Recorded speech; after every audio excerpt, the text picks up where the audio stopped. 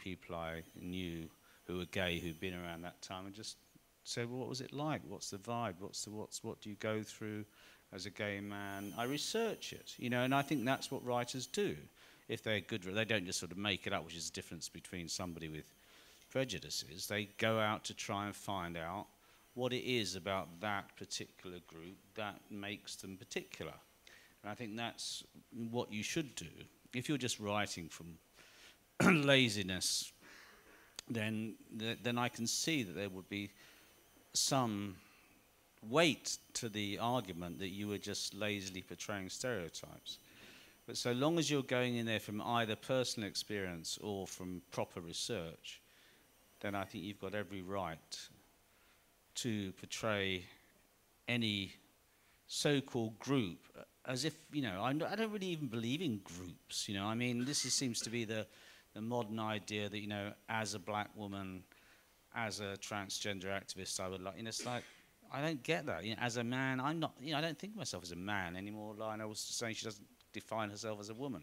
You know, it's just a person. And this fundamental humanism, which I grew up with, for me, you would have the apogee of that would be someone like James Baldwin, who is you know, someone who wrote brilliantly about being black, who wrote brilliantly about being gay, but was just an amazing writer and a human being first and foremost, who wanted to write about his experience of being a human being first through those lenses, you know, and he was incredibly sympathetic to the human condition. He wasn't there to, you know, he was an angry man. He was very angry and had every right to be angry. But always that anger was channeled through a kind of fundamental love for people, you know, and I think that's just that tenderness towards people at large and their flaws, rather than raising yourself above them and looking down on them and making yourself somehow their moral superior while simultaneously their victim. I just don't find it believable as a stance. So you mentioned before about the Brisbane speech on cultural appropriation that kind of caused a big reaction, and Yasmin Abdel-Magid wrote in the Guardian. I'm going to read a little bit of what she. Yeah, This is a piece from her article in the Guardian. She said, "The reality is that those from marginalised groups, even today, do not get the luxury of defining their own place in a norm that is profoundly white, straight, and often patriarchal. And in demanding that the right to identity should be given up, Shriver epitomised the kind of attitude that led to the normalisation of imperialist colonial rule. I want this, and therefore I shall take it."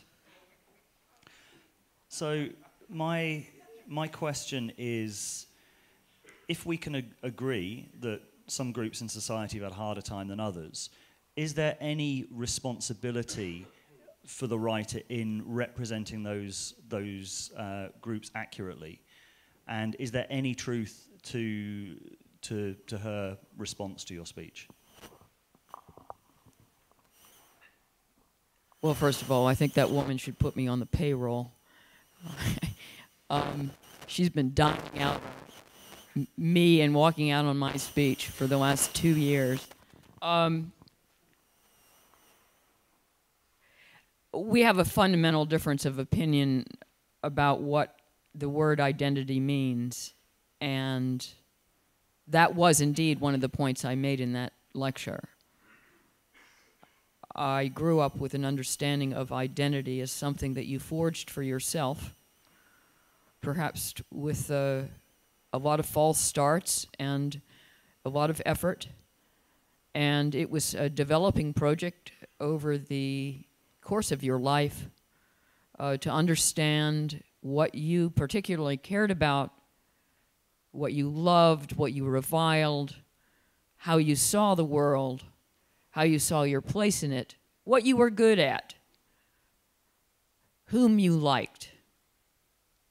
So it's a very, you notice nowhere in that list is what group do you belong in? And so I am not interested in understanding my own identity in terms of the groups into which I was born through no choice of my own. Now, we're all born into a set of groups, some of them intersecting, and we all have to live with that and make our peace with that. And some of us have more trouble as a consequence of being born into those groups than others, and that's where I would agree, right? I'm not naive about certain group membership, but I don't think the answer is to seize on group membership as greater than you are and as fully defining of who you are. After all, if I went around saying, you know, the most important thing about me to myself is that I'm white, I'd have my head cut off, and rightly so. I don't go around saying that the most important thing about me is that I'm female. I find the category of having been born female rather constraining. And, you know, when I was growing up, I liked playing with trucks and getting dirty, and I hated wearing dresses. So I was always wanting to push the boundaries of the categories into which I was born. And in fact, my presence here today is a testimony to having pushed literal boundaries in my life, because obviously you can tell from my accent that I was born in the United States. But what did I do? I moved to Britain. I've been in the UK for the last 30-some years. So I got out. And I think my life has been a great deal more interesting as a consequence.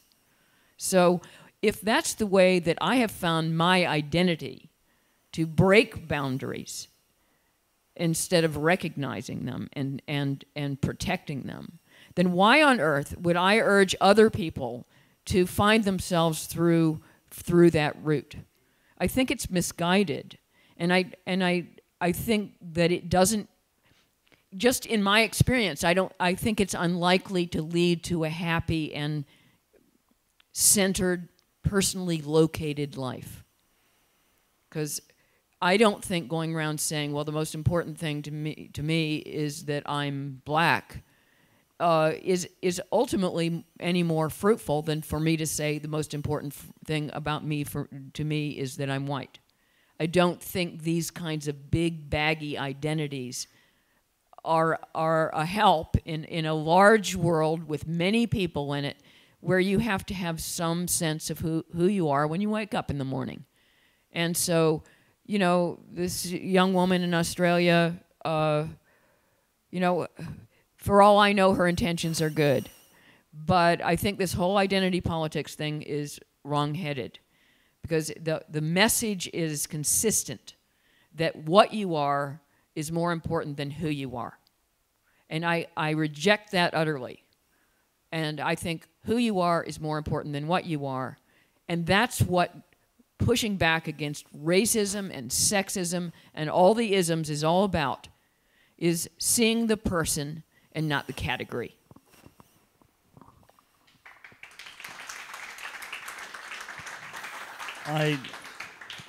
Yeah, we've talked about this before, Tim, and the sense that these are good values. If you make them your primary axiom, then they can lead to madness. Like the idea of like diversity and inclusivity, they're good values. But if you make them your primary mode of being in the world, rather than say the truth, for example, or your own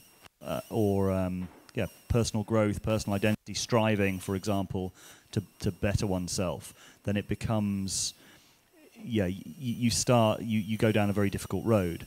I mean, I would say as well, as someone on the left, obviously you would have fought racism, or you would have seen racism as a problem. How do you square that, sort of holding on to some of those values of the left, but not going down the route of identity politics and this kind of ideology that we're talking about? I'm having a few heretical thoughts as I sit here about the whole idea of identity politics, because I was just trying to think. This probably doesn't answer your question, but it interests me anyway.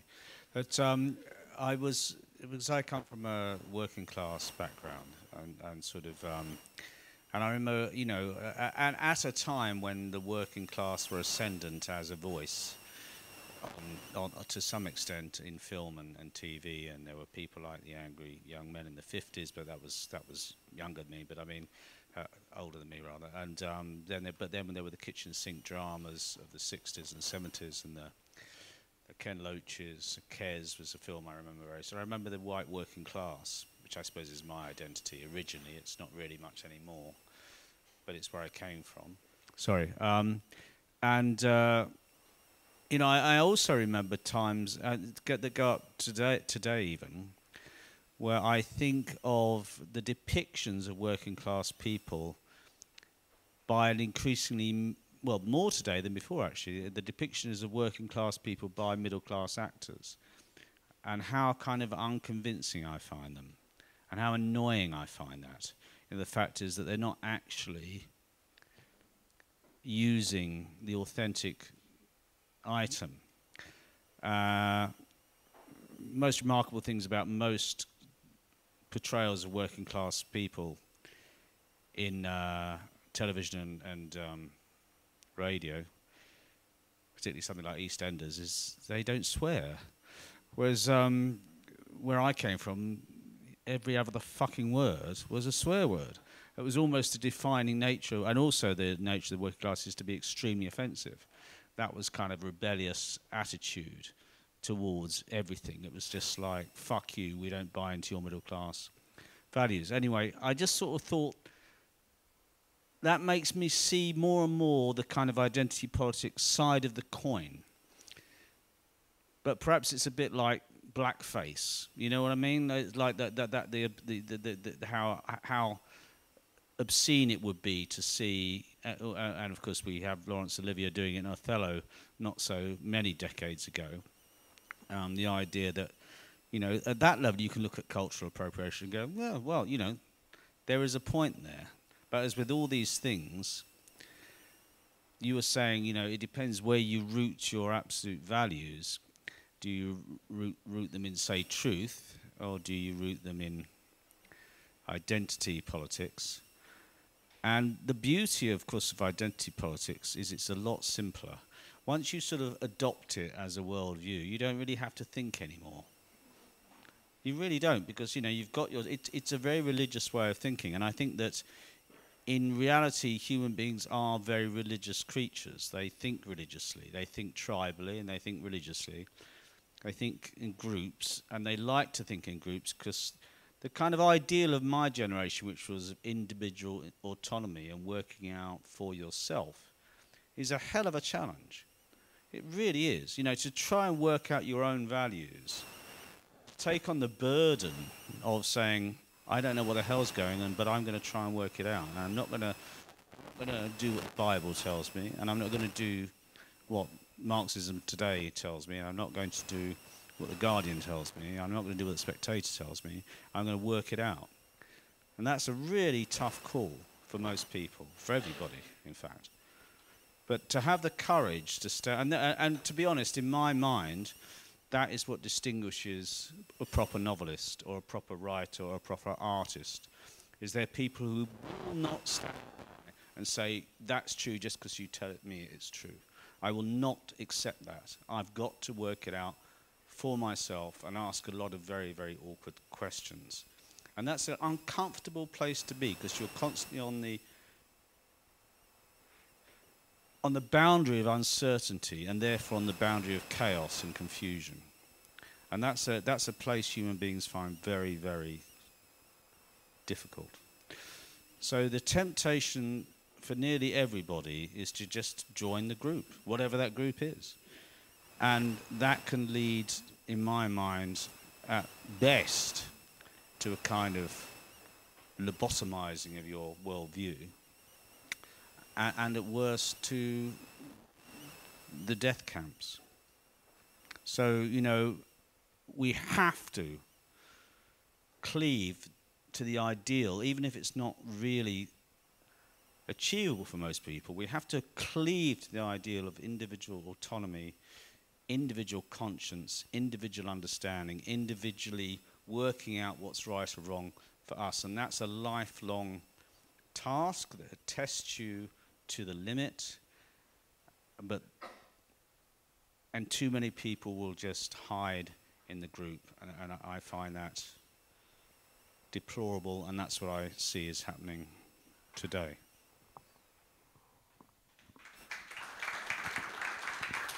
Do you want to pick up, or should I ask a question? No, ask a question. Tim mentioned it before, but the sense of that there are good and bad representations of people in literature. Do you, like, there is something about a disrespectful representation of someone that seems qualitatively different from a respectful representation. Do you think that's a fair distinction to make? I mean, Tim was sort of talking about working class characters as if there is a sense that it could feel exploitative or it could feel tokenistic in some way. Well, people have been writing badly ever since there was text. So, sure, there's such thing as bad dialogue, and bad, unpersuasive portrayals. That's what Tim was talking about. Characters that don't ring true, and there's nothing wrong with saying that. That's what reviewing has traditionally been for. So this doesn't wash. This person doesn't seem real. I don't buy it.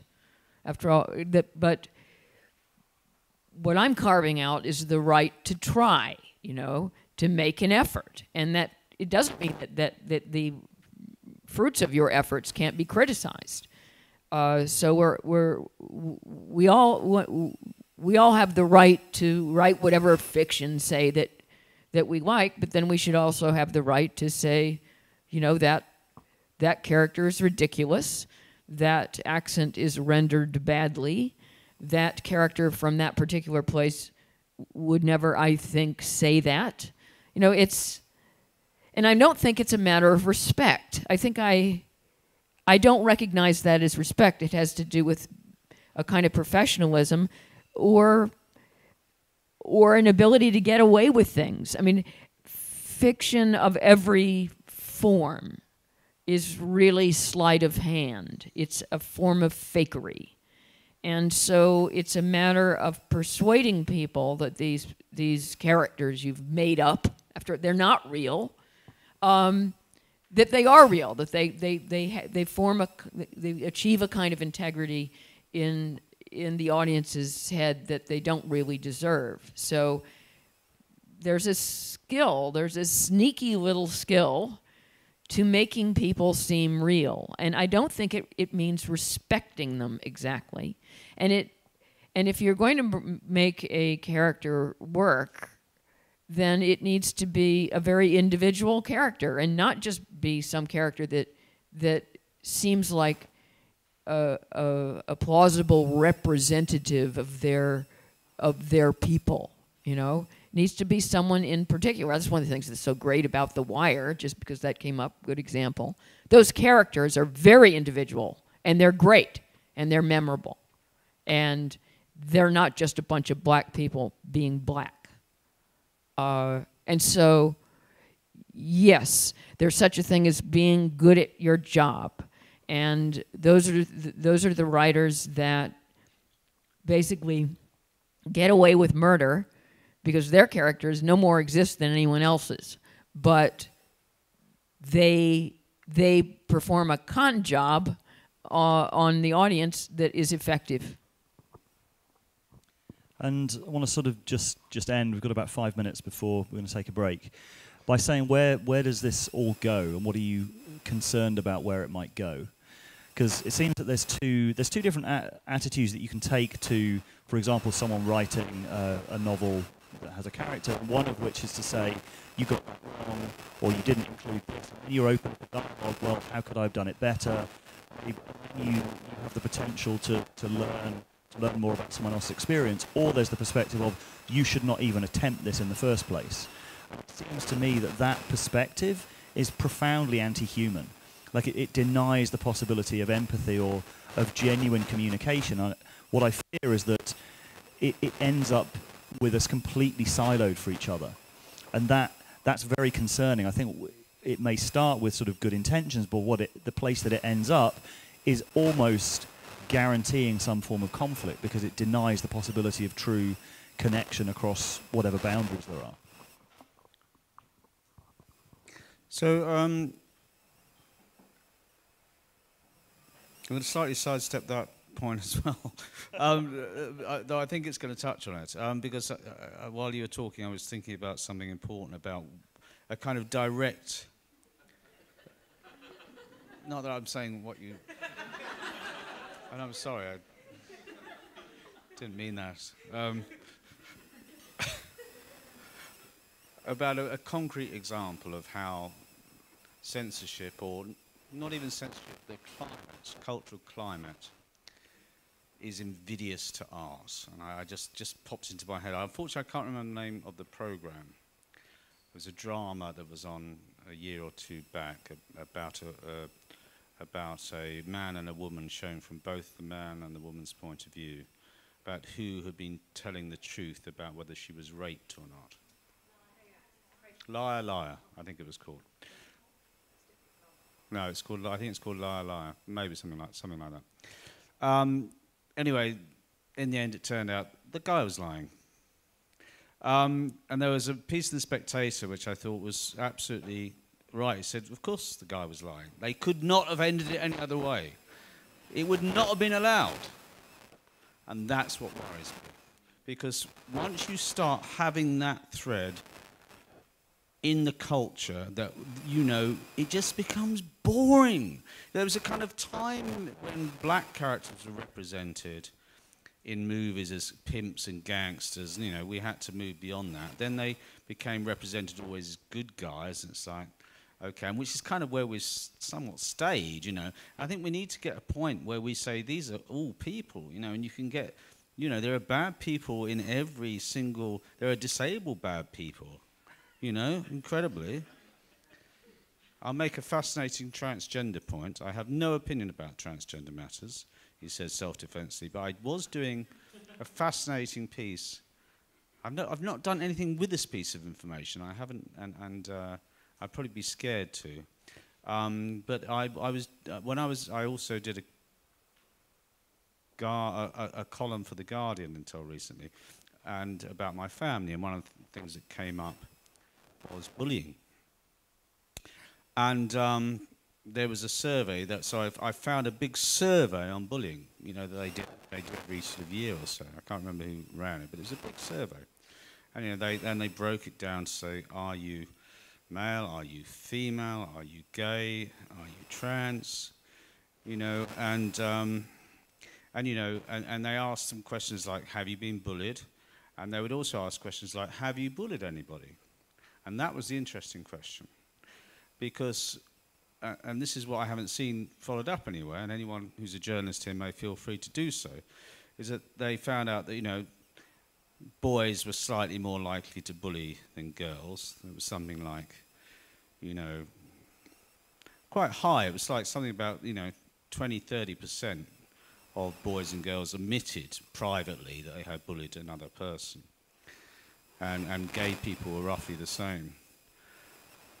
Trans kids were like 75% of them said that they had bullied, which I thought was absolutely remarkable. You know, and I thought that was not what I'd expected at all in that survey. They'd also said that a huge number had been bullied, but they had also bullied. And that just made me think, you know what, with every group you find is full of people who have a dark side, you know, and if you can't portray that dark side in the interest of some airbrushed view of reality, then you are selling out art, you are selling out truth, you are selling out literature, you're selling out drama, you're selling out TV, you're selling out films.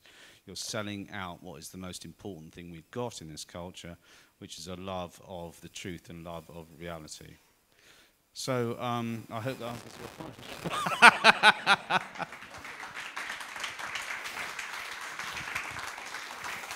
So if Tim won't answer my question, you answer my question of where does this go? Are you concerned about what the natural end point of this way of thinking is?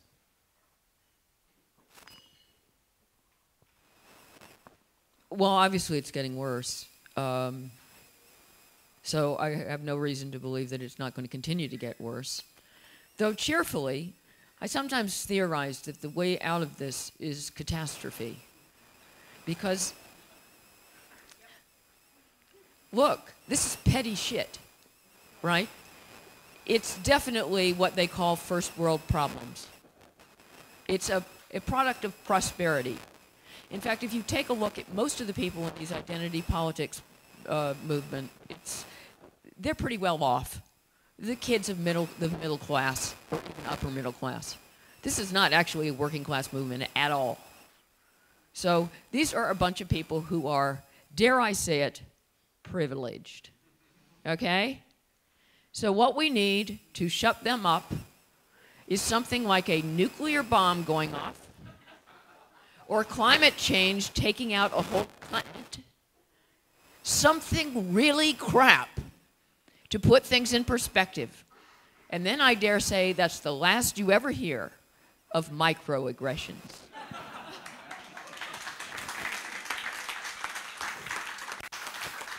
So, thank you, Lionel. Thank you, Tim. We're going to take about a 20-minute break, and then we'll come back for Q&A.